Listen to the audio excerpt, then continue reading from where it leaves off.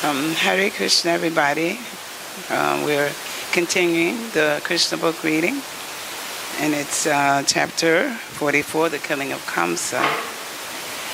And we'll offer our pranams to Srila Prabhupada and pranams to each other. Nama Om Vishnupadaya Krishna Prasthaya Bhutale Shrimati Bhakti Vedanta Swamini Namane Namaste Saraswati Devi Gauravane Pacharane Nivashesha Sunyavadi Paskachane Shatarane Vanchakapa Sarubias Cha Kripa Sindhubi Evacha Patita Nam Pavane Bhyo Vaishnavyo Namo Namaha.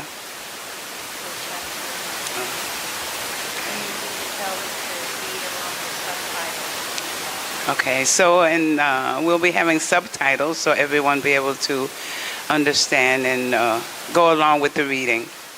We're in chapter 44, the killing of Kamsa.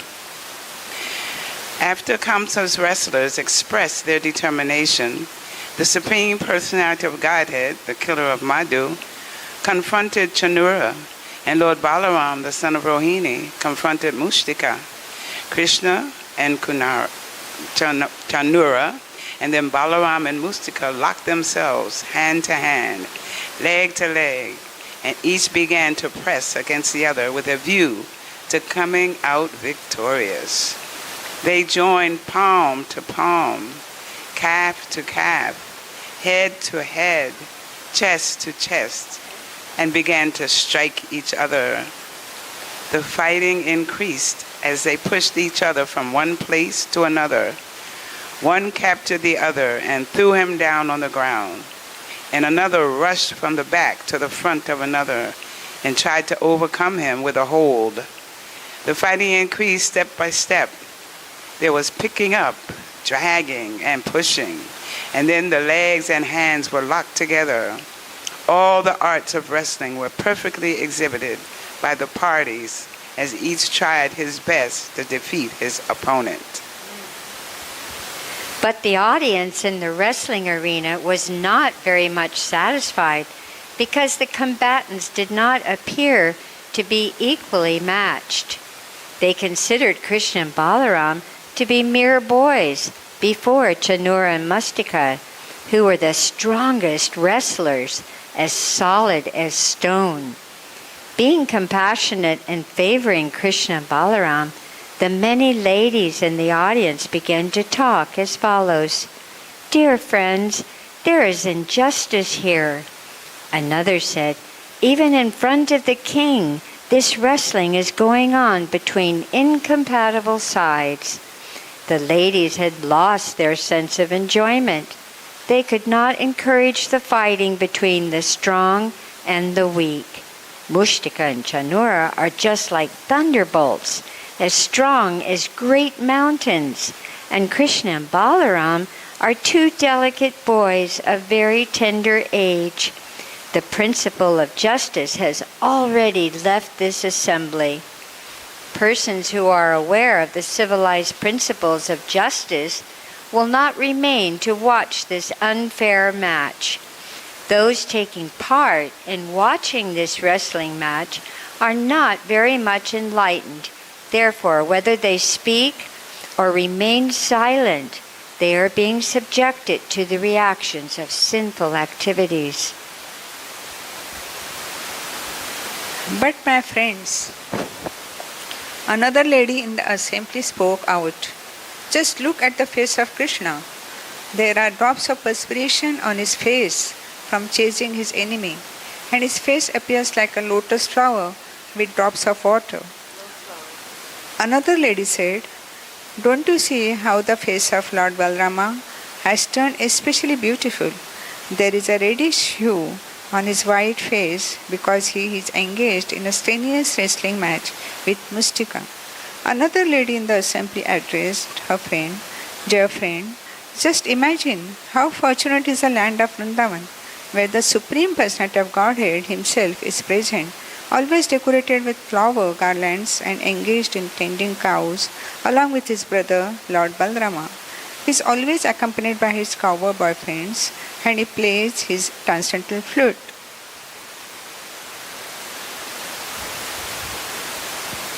The residents of Vrindavana are fortunate to be able to constantly see the lotus feet of Krishna and Balarama, which are worshipped by great demigods like Lord Shiva and by the goddess of fortune. We cannot estimate how many pious activities were executed by the damsels of Vrajabhumi so that they were able to enjoy the Supreme Personality of Godhead by looking upon the unparalleled beauty of his transcendental body. The beauty of the Lord is beyond compare. No one is higher than or equal to him in beauty of complexion or bodily lustre. Krishna and Balarama are the reservoir of all kinds of opulence, namely wealth, strength, beauty, fame, knowledge, and renunciation. The gopis are so fortunate that they can see and think of Krishna 24 hours a day, beginning from their milking the cows or husking the paddy or churning the butter in the morning, while engaged in cleaning their houses and washing their floors. They are always absorbed in thoughts of Krishna. The gopis give a perfect example of how one can execute Krishna consciousness even while performing various types of material engagement.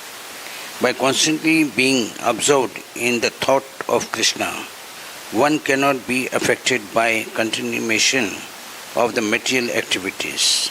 The gopis therefore are perfectly in trance, samadhi, the highest perfection stage of mystic power. In the Bhagavad Gita, it is confirmed that one who is constantly thinking of Krishna is the first-class yogi among all kinds of yogis. My dear friend, one lady told another, we must accept the activities of the gopis to be the highest form of pity. Otherwise, how could they have achieved the opportunity to seeing Krishna both morning and evening? In the morning when he goes to the pasturing ground with his cows and cowherd boy friends, and in the evening when he returns with them playing on his flute and smiling very brilliantly.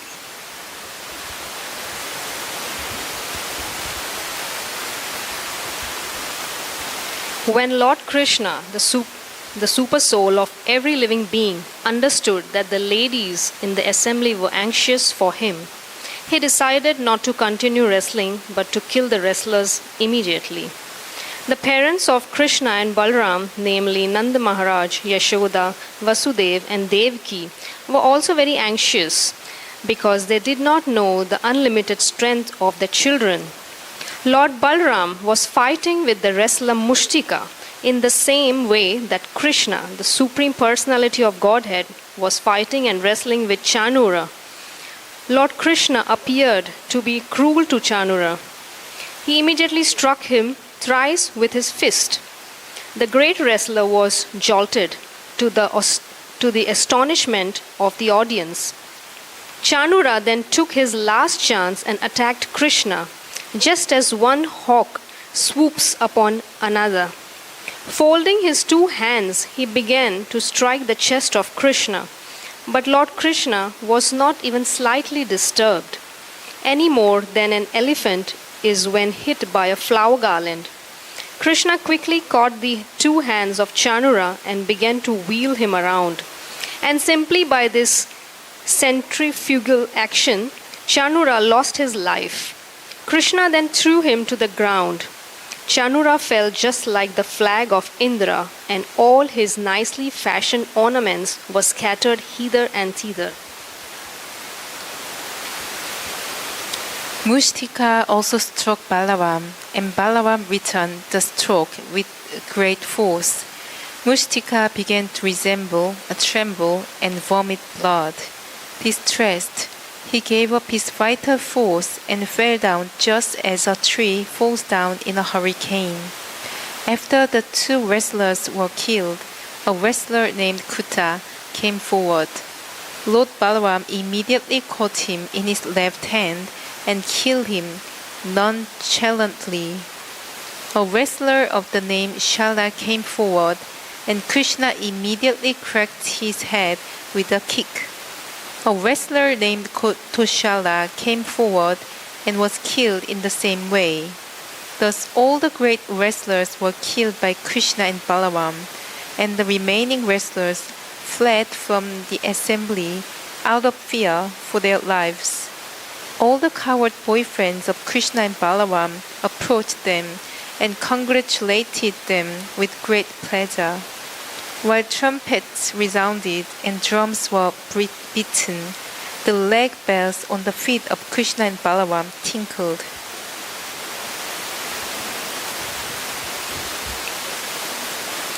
All the people gathered there to begin to clap in great ecstasy, and no one could estimate the bounds of their pleasure. The Brahmanas present began to praise Krishna and Balaram ecstatically. Only Kamsa was morose. He neither clapped nor offered benediction to Krishna. Kamsa resented that the trumpets and drums should be played for Krishna's victory, and he was very sorry that the wrestlers had been killed and had fled the assembly. He therefore immediately ordered the band to stop playing and addressed his men as follows. I order that these two sons of Vasudev be immediately driven out of Mathura. The cowherd boys who have come with them should be plundered, and all their riches taken away. Nanda Maharaj should immediately be arrested and killed for his cunning behavior, and that rascal Vasudev should also be killed without delay. Also, my father Ugrasen, who has always supported my enemies against my will, should be killed. That's how they are today. When Kamsa spoke in this way, Lord Krishna became very angry with him, and within a second he jumped onto the high dais of King Kamsa. Dais of King Kamsa. Kamsa was prepared for Krishna's attack, for he knew from the beginning that Krishna was to be the supreme cause of his death.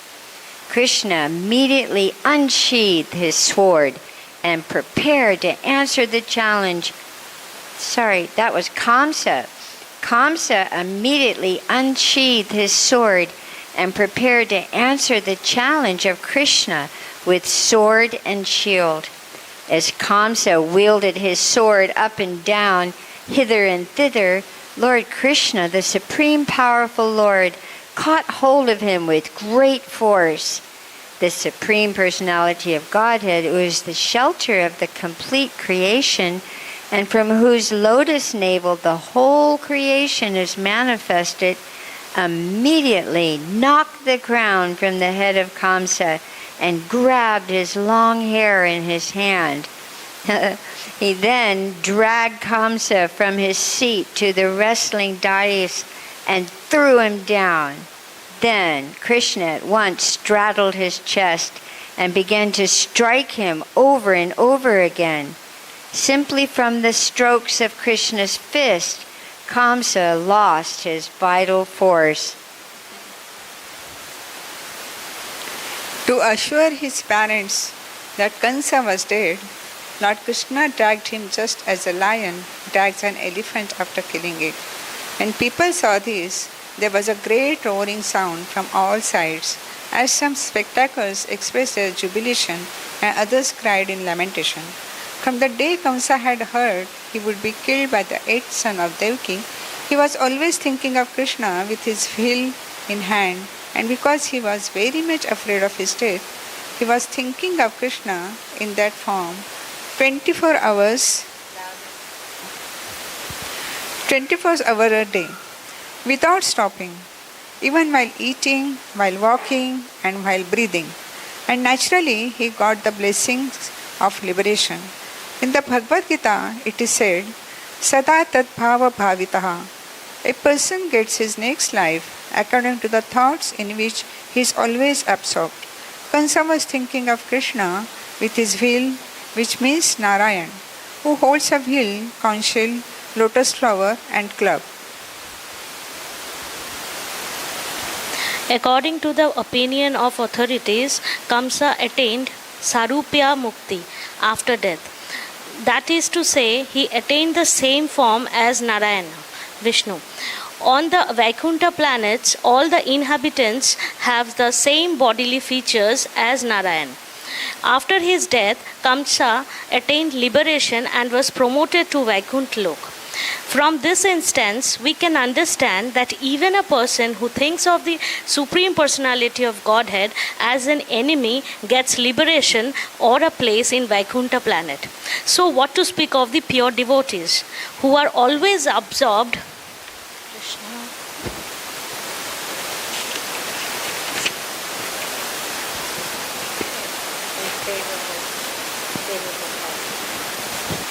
favorable thoughts of Krishna. Even an enemy killed by Krishna gets liberation and is placed in the impersonal Brahma Jyoti. Since the Supreme Personality of Godhead is all good, anyone thinking of him either as an enemy or as a friend gets liberation. But the liberation of the devotee and the liberation of the enemy are not the same. The enemy generally gets the liberation of Sayujya, and sometimes he gets Sarupya liberation.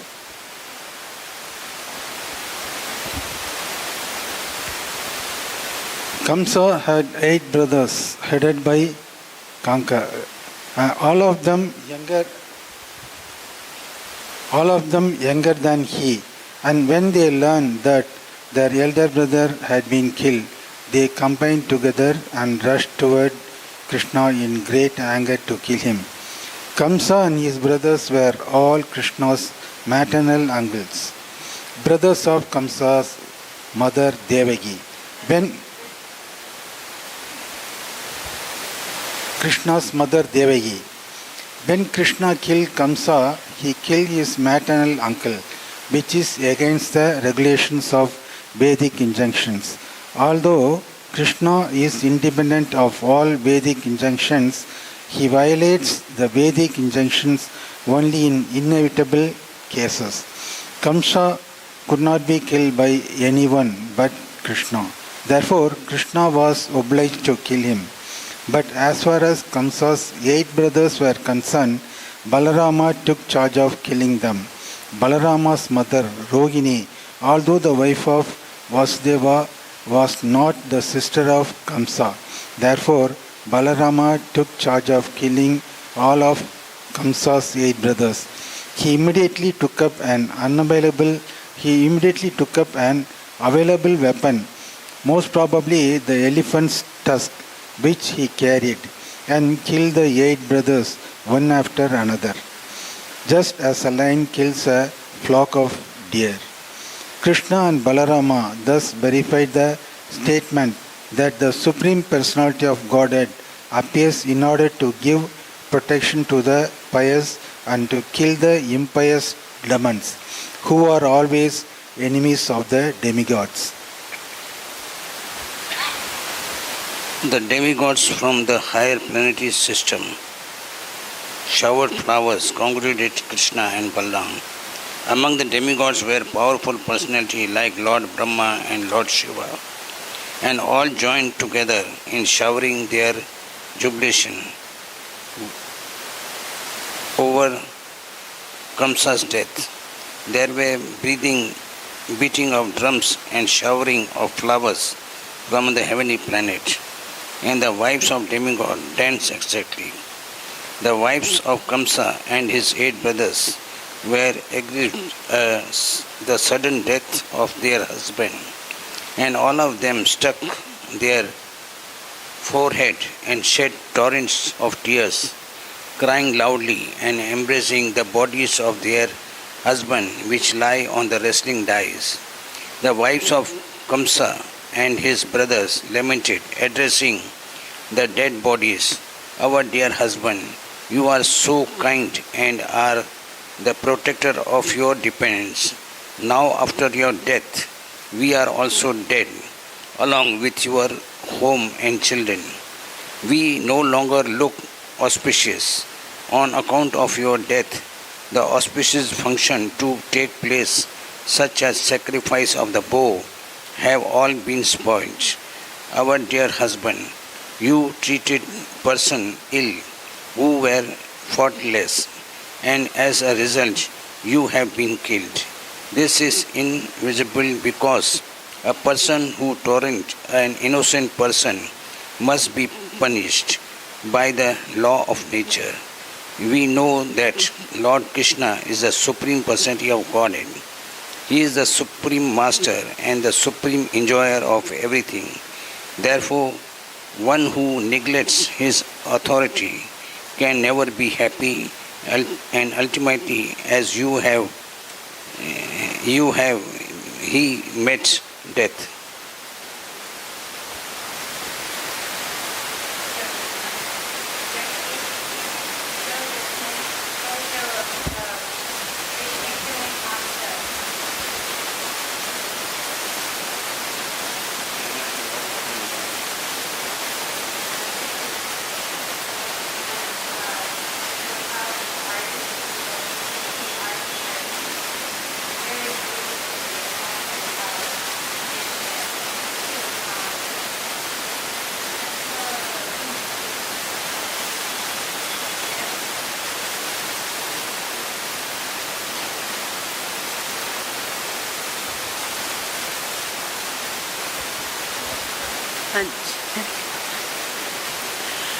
The famous wrestler,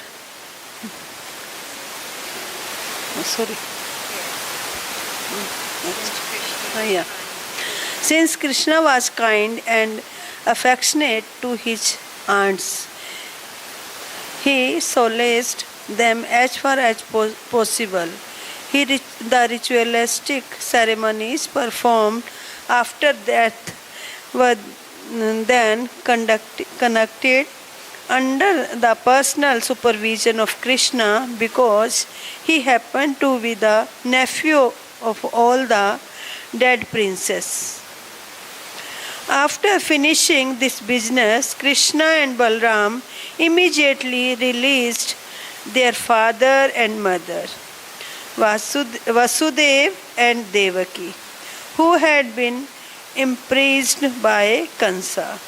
Krishna and Balram fell at their parents' feet and offered them prayers. Vasudeva and Devaki had suffered so much trouble from Kansa because Krishna was their son. Devaki and Vasudeva were fully conscious of Krishna's exalted position as the Supreme Personality of Godhead. Therefore, although Krishna touched their feet and offered them obeisances and prayers, they did not embrace him but simply stood up to hear the Supreme Personality of Godhead.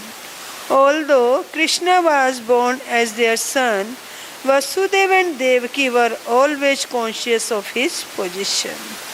Thus ends the Bhakti Vedanta purport of the 44th chapter of Krishna, the killing of Kamsa. Hari Bol.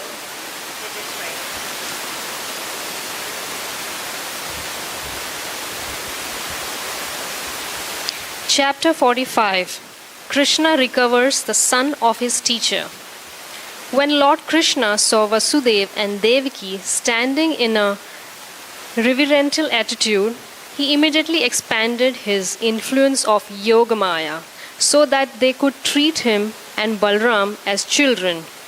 As in the material world, the relationship existing between father and mother and children can be established amongst different living entities by the influence of the illusory energy.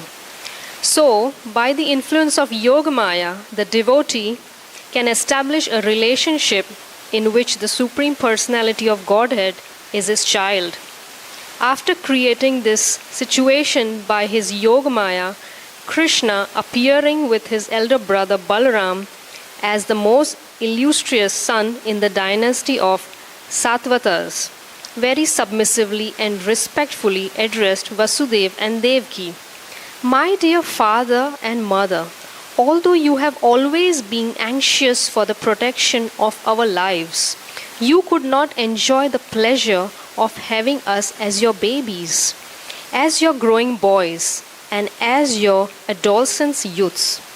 Krishna indirectly praised the fatherhood of Nanda Maharaj and motherhood of Yashoda as most glorious because although he and Balaram were not their born sons, Nanda and Yashoda actually enjoyed the childhood pastimes. By nature's own arrangement, the childhood of the embodied living being is enjoyed by his parents. Even in the animal kingdom, parents are found to be affectionate to their cubs. Being captivated by the activities of their offspring, they take much care for their well being. As for Vasudeva and Devaki, they were always anxious for the protection of their sons, Krishna and Balaram. That is why Krishna, after his appearance, was immediately transferred to another's house. Balaram was also transferred from Devaki's womb to Rohini's womb.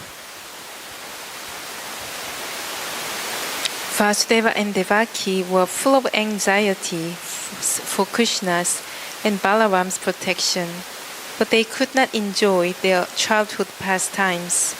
Krishna said, "Unfortunately, being ordered by our fate, we could not be raised by our own parents to enjoy childhood pleasures at home. My dear father and mother, a man cannot repay his debt to his parents, from whom he gets this body, which can bestow upon him all the benefits of material existence. According to the Vedic injunctions, this human form of life enables one to perform all kinds of religious activities, fulfill all kinds of desires, and acquire all kinds of wealth. And only in this human form is there every possibility that one can get liberation from material existence. This body is produced by the combined efforts of the father and mother. Every human being should be obliged to his parents and understand that he cannot repay his debt to them. If, after growing up, a son does not try to satisfy his parents by his actions or by an endowment of riches, he is surely punished after death by the superintendent of death and made to eat his own flesh. If a person is able to care for or give protection to old parents, a chaste wife, children, the spiritual master, brahmana, and other dependents, but does not do so, he is considered already dead, although he is supposedly breathing. My dear father and mother, you have always been anxious for our protection, but unfortunately, we could not render any service to you. Until now, we have simply wasted our time. Due to reasons beyond our control, we could not serve you. Mother and father, please excuse us for our sinfulness." When the Supreme Personality of Godhead was speaking as an innocent boy in very sweet words, Vasudeva and Devaki became captivated by parental affection and embraced him with great pleasure. They were amazed and could not speak or answer the words of Krishna, but simply embraced him and Balaram in great affection and remained silent, shedding incessant tears. Thus, having consoled his father and mother, the Supreme Personality of Godhead, appearing as the beloved son of Devaki, approached his grandfather Ugrasen and announced that Ugrasen would now be the king of the Yadu kingdom. Kamsa had been forcibly ruling the kingdom of Yadu in spite of the presence of his father, whom he had arrested. But after the death of Kamsa, his father was released and announced to be the monarch of the Yadu kingdom. It appears that in those days, in the western part of India, there were many small kingdoms ruled by the Yadu dynasty, Andaka dynasty, Vrishni dynasty, and Bhoja dynasty. Maharaj Ugrasen belonged to the Bhoja dynasty. Therefore, Krishna indirectly declared that the king of the Bhoja dynasty would be the emperor of the other small kingdoms. Krishna willingly asked Maharaj Ugrasen to rule over himself and Balaram because they were his subjects. The word praja is used both for progeny and for citizens. So Krishna belonged to the praja, both as a grandson of Maharaj Ugrasen's and as a member of the Yadu dynasty. Thus he voluntarily accepted the rule of Maharaj Ugrasen. He informed Ugrasen, being cursed by Yayati, the kings of the Yadu dynasty may not occupy the throne. It will be our pleasure to act as your servants. My full cooperation with you will make your position more exalted and secure, so that the kings of other dynasties will not hesitate to pay their respective revenues.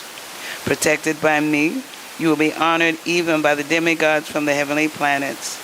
My dear grandfather, out of fear of my late uncle Kamsa, all the kings belonging to the Yadu, Vrishni, Andaka, Madhu, Dasara, and Kukura dynasties were very anxious and disturbed. Now you can pacify them all and give them assurance of security. The whole kingdom will be peaceful. All the kings in the neighboring area had left their homes in fear of Kamsa and were living in distant parts of the country. Now, after the death of Kamsa and the reinstallment of Ugrasena as king, the neighboring kings were given all kinds of presentations and comforts. Then they returned to their respective homes. After this nice political arrangement, the citizens of Mathura were pleased to live in Mathura, being protected by the strong arms of Krishna and Balaram. On account of good government in the presence of Krishna and Balaram, the inhabitants of Mathura felt complete satisfaction in the fulfillment of all their material desires and necessities, and because they saw Krishna and Balaram daily, face to face, they soon forgot all material miseries completely. As soon as they saw Krishna and Balaram coming out on the street, very nicely dressed and smiling, and looking at the citizens with grace, the citizens were immediately filled with loving ecstasies simply by seeing the personal presence of Mukunda. The name Mukunda refers to one who can award liberation and transcendental bliss. Krishna's presence acted as such a vitalizing tonic that not only the younger generation, but even the old men of Mathura became fully invigorated with youthful energy and strength by regularly seeing him. Nanda Maharaj and Yashoda were also living in Mathura because Krishna and Balaram were there. But after some time, they wanted to go back to Vrindavan. Krishna and Balarama went before Nanda and Yashoda and very affectionately embraced them. And then the two lords spoke as follows: Dear father and mother, although we were born of Vasudeva and Devaki, you have been our real father and mother, because from our very birth and childhood, you raised us with great affection and love. Your affectionate love for us was more than anyone can offer one's own children. You are actually our father and mother. Because you raised us as your own children when we were just like orphans. For certain reason, we were rejected by our father and mother, and you protected us. Dear father and mother, we know that you will feel separation upon returning to Vrindavan and leaving us here. But please rest assured that we shall come back to Vrindavan just after giving some satisfaction to our real father and mother. Vasudeva and Devaki, and our grandfather and other family members. Krishna and Balarama thus satisfied Nanda and Yashoda by sweet words and by presentation of various kinds of clothing, ornaments, and copper utensils. They satisfied them along with their friends and neighbors who had come with them from Vrindavan to Mathura as fully as possible. On account of excessive parental affection for Balarama and Krishna, Nanda Maharaj felt tears in his eyes and he embraced them and started with the cowherd men of Vrindavan. After this, Vasudev had his sons initiated by sacred thread as the token of second birth, which is essential for the higher castes of human society.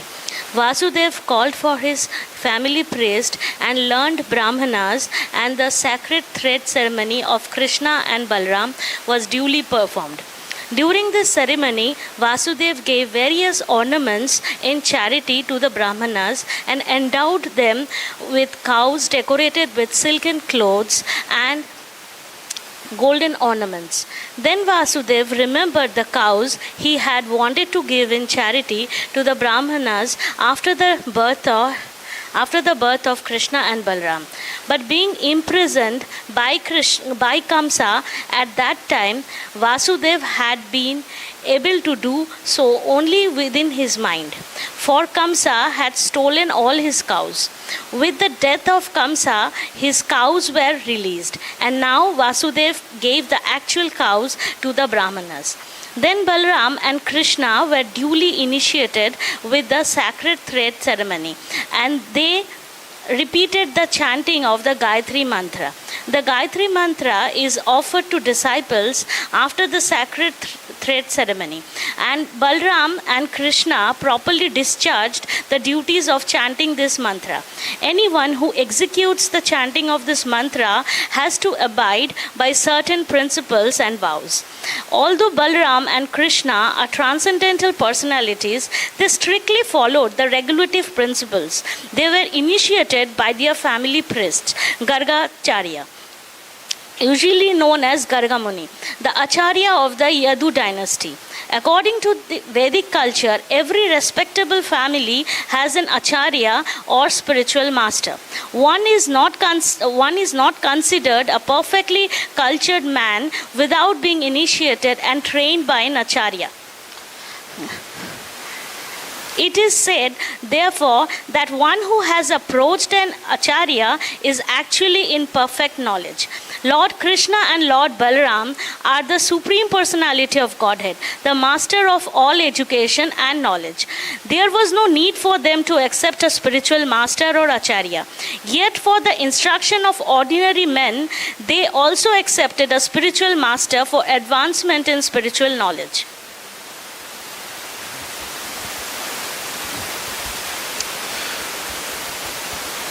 It is customary, after being initiated in the Gayatri Mantra, for one to live away from home for some time under the care of the Acharya to be trained in spiritual life. During this period, one has to work under the spiritual master as an ordinary menial servant. There are many rules and regulations for a brahmachari living under the care of an Acharya, and Krishna and Balarama strictly followed those regulative principles while living under the instruction of their spiritual master Sandipani Muni, who was a resident of Avantipura in the northern Indian district of Ujjain. According to scriptural injunctions, a spiritual master should be respected and regarded on an equal level with the Supreme Personality of Godhead. Krishna and Balarama exactly followed those principles with great devotion and underwent the regulations of Brahmacharya. Thus, they satisfied their spiritual master, who instructed them in Vedic knowledge. Being very satisfied, Sandipani Muni instructed them in all the intricacies of Vedic wisdom and in supplementary literature such as Upanishads. Because Krishna and Balarama happened to be Kshatriyas, they were specially trained in military science, politics and ethics. Politics includes such as departments of knowledge as how to make peace, how to fight, how to pacify, how to divide and rule, and how to give shelter. All these items were fully explained and instructed to Krishna and Balarama.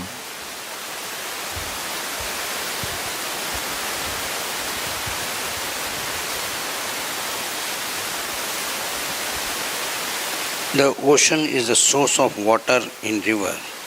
The cloud is created by the evaporation of the ocean water, and the same water is distributed as rain all over the surface of the earth, and then returns to the ocean in river. So Krishna and Balaram, the Supreme Personality of Godhead, are the source of all knowledge. But because they are playing like an ordinary human boys, they set the example so that everyone could receive knowledge from the right source. Thus they agreed to take the knowledge from spiritual master. After hearing only once from their teacher, Krishna and Balaram learned all the arts of science in 64 days and 64 nights. They learned all the necessary arts and science required in a human society. During the daytime, they took lessons on the subject from the teacher, and by nightfall, they were expert in department of knowledge. First of all, they learned how to sing, how to compose songs, and how to recognize the different tunes. They learned the favorable and unfavorable accents and meters, how to sing different kinds of rhythms and melodies, and how to follow them by hearing different kinds of drums. They learned how to dance to the rhythms of melody and different songs. They learned how to write dramas, and they learned the various types of painting from simple village arts up to the highest perfectional stage. They also learned how to paint tilak on the face by making different kinds of dots on the forehead and cheeks. Then they learned the art of making painting on the floor with the liquid paste of rice and flour. Such paintings are very popular at auspicious ceremonies performed at household affairs or in the temple. Rangoli. They learned how to make a resting place with flowers and how to decorate clothing and limbs with colorful paintings. They also learned how to set valuable jewels in ornaments. They learned the art of wringing water pots. Water pots are filled with water to a certain measurement, so that as one beats on the pots, different tones are produced. And when the pots are beaten together, they produce a melodious sound. They also learned how to splash water in the rivers or lakes while taking a bath among friends. They learn how to decorate with flowers. This art of decorating can still be seen in various temples of Vrindavan during the summer season. It is called full body. The dais, the throne, the walls, and the ceiling are all fully decorated, and a small aromatic fountain of flowers is fixed in the center. Because of these floral decorations, the people fatigued from the heat of the summer become refreshed.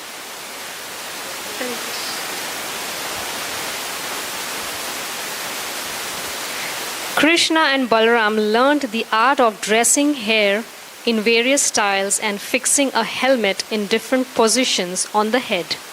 They also learned how to set up a theatrical stage, how to decorate dramatic actors with clothes and with flower ornaments over the ear, and how to sprinkle sandalwood pulp and water to produce a nice fragrance. They also learned the art of performing magical feats. Within the magical field, there is an art called Bahurupi, by which a person dresses himself in such a way that when he approaches a friend, he cannot be recognized. Krishna and Balaram also learned how to make various syrups and beverages required at various times, having various tastes and intoxicating effects. They also learned different types of sewing and embroidery work, as well as how to manipulate thin threads for dancing puppets. This art includes how to string wires on musical instruments such as the veena, sitar, asaraj, and tambura to produce melodious sounds. Then they learned how to make and solve riddles. They learned the art of how even a dull student can very quickly learn the alphabet and read books. Then they learned how to rehearse and act out a drama. They also studied the art of solving crossword puzzles, filling up the missing space and making complete words. They also learned how to draw and read pictographic literature. In some countries in the world, pictographic literature is still current. A story is represented by pictures. For instance, a man and a house are pictured to represent a man going home. Krishna and Balaram also learned the art of architecture, how to construct residential buildings. They learned to recognize valuable jewels by studying their luster and colors. Then they learned the art of placing jewels in a golden and silver setting so that they looked very beautiful. They also learned how to study soil to find minerals. The study of soil is now greatly specialized science, but formerly it was common knowledge even for the ordinary man. They learned to study herbs and plants to discover how they would act as a medicine for different ailments. By studying the different species of plants, they learned how to crossbreed plants and trees and get different types of fruits. They learned how to train and engage rams and cocks in fighting for sport. They then learned how to teach parrots to speak and to answer the questions of human beings.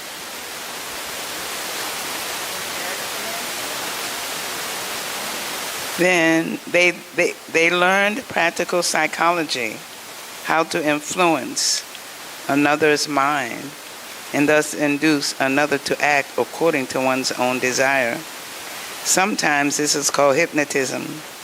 They learned how to wash hair, dye it different colors, and curl it in different ways. They learned the art of telling what is written in someone's book without actually seeing it. They learned to tell what is contained in another's fist. Sometimes children imitate this art, although not very accurately. One child keeps something within his fist and asks his friend, "Can you tell me what is within?" And the friend gives some suggestion, although he actually cannot tell. But there is an art by which one can understand and actually tell what is held within the fist. Magic. Krishna and Balaram learned how to speak and understand the languages of various countries. Not only did they learn the languages of human beings, Krishna could also speak even with animals and birds. Evidence of this is found in the Vaishnava literature compiled by the Goswamis. Then they learned how to make carriages and airplanes from flowers. It is said in the Ramayana that after defeating Ravana, Ramachandra was carried from Lanka to Bharat on a plain of flowers called a Pushparat. Krishna and Balaram then learned the art of foretelling events by seeing signs. In a book called Kannara Vachana, the various types of signs and omens are described. If one is going out, one sees someone with a bucket full of water, that is a very good sign. But if one sees someone with an empty bucket, it is not a good sign. Similarly, if one sees a cow being milked alongside its calf, it is a good sign. The result of understanding these signs is that one can foretell events, and Krishna and Balaram learned the science. They also learned the art of composing matrika. Matrika is like a crossword box with 3 numbers in each row. If one adds any 3 from any side, it will come to 9. The matrikas are of different kinds and for different purposes. Krishna and Balaram learned the art of cutting valuable stones such as diamonds, and they also learned the art of questioning and answering by immediately composing poetry within the mind. They learned the science of the action and reaction of physical combination and permutations. They learned the art of psychiatrist who can understand the psychic movements of another person. They learned how to satisfy one's desire. Desires are very difficult to fulfill, but if one desires something which is unreasonable and can never be fulfilled, the desire can be subdued and satisfied, and that is an art. By this art, one can also subdue 6 impulses when they are aroused, as they are even in the brahmacharis. By this art, one can make even an enemy one's friend or transfer the direct action of a physical element to other things.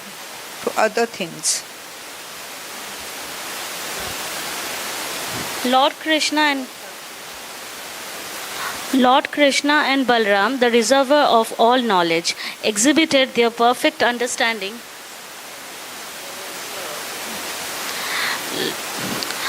Lord Krishna and Balaram, the reservoir of all knowledge, exhibited their perfect understanding of all the arts and sciences mentioned above. Then they offered to serve their teacher by awarding him anything he desired. This offering by the student to the teacher or spiritual master is called Guru Dakshina. It is essential that a student satisfy the teacher in return for any learning received, either material or spiritual. When Krishna and Balaram offered their service in this way, the teacher Sandipani Muni thought it wise to ask them for something extraordinary, something no common student would offer. He therefore consulted with his wife about what to ask from them. He and his wife had already seen the extraordinary potencies of Krishna and Balaram and could understand that the 2 boys were the Supreme Personality of Godhead. They decided to ask for the return of their son, who had drowned in the ocean near the shore at Prabhasha Kshetra.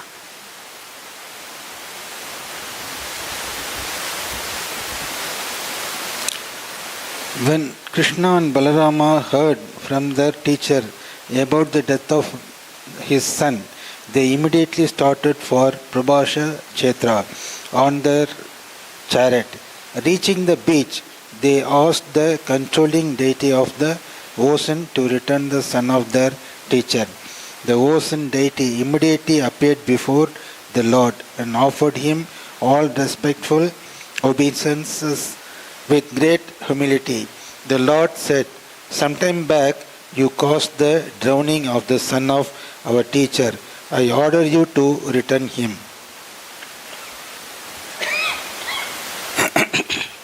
The ocean deity replied, "The boy was not actually taken by me, but was captured by the demon named Panchana. This great demon generally remains deep in the water in the shape of a conch shell. The son of your teacher might be within the belly of the demon, having been devoured by him." On hearing this, Krishna drove deep into the water and caught hold of the demon Panchana. He killed him on the spot, but could not find the son of his teacher within his belly. Therefore he took the demon's dead body in the shape of conch shell and returned to his chariot on the beach of Prabhashetra. From there he started for Samayamani, the residence of Yamraj, the superintendent of death, accompanied by his elder brother Balram, who is also known as Halbirya. Krishna arrived there and blew his conch shell.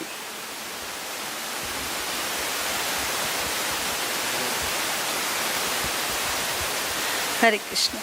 Hearing the vibration, Yamraj appeared and received Shri Krishna with all respectful obeisances. Yamraj could understand who Krishna and Balram were, and therefore he immediately offered his humble service to the Lord. Krishna had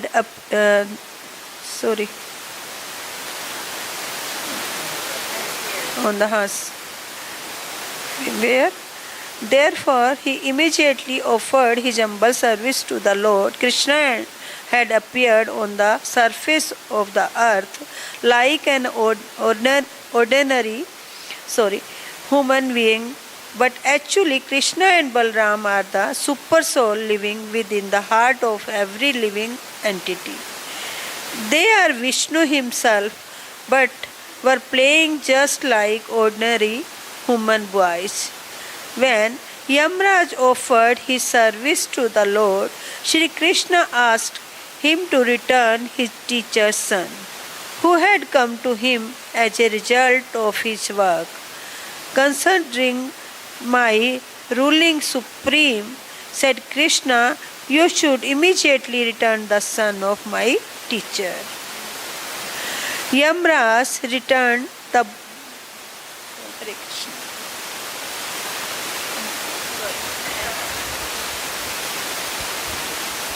Yamraj returned the boy to the Supreme Personality of Godhead, and Krishna and Balaram brought him to his father. The brothers asked if their teacher had anything more to ask from them, but he replied, "My dear sons, you have done enough for me.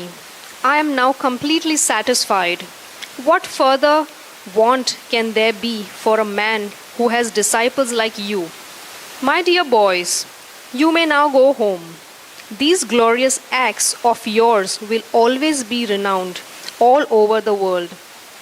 You are above all blessings, yet it is my duty to bless you. I therefore give you the benediction that whatever you speak will remain as eternally fresh as the instructions of the Vedas. Your teachings will be honored not only within this universe or in this millennium, but in all places and ages, and will remain increasingly new and important." Due to this benediction from the teacher, Lord Krishna's Bhagavad Gita is ever increasingly fresh and is renowned not only within this universe, but in other planets and other universes also. Being ordered by their teacher, Krishna and Balaram immediately returned home on their chariot. They traveled at great speed, like the wind, and made sounds like the crashing of clouds. All the residents of Mathura, who had not seen Krishna and Balaram for a long time, were very much pleased to seeing them again. They felt joyful like a person who has regained his lost property. Thus, in the Bhaktivedanta purport of the 45th chapter of Krishna, Krishna recovers the son of his teacher.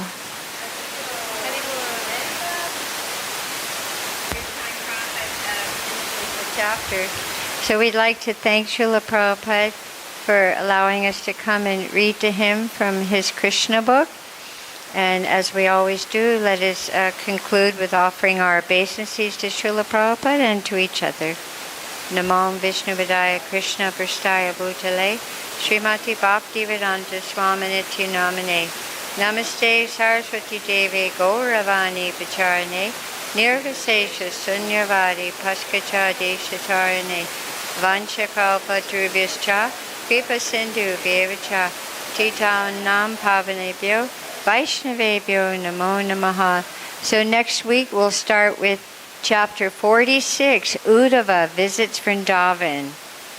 Wonderful. Jai Srila Prabhupada.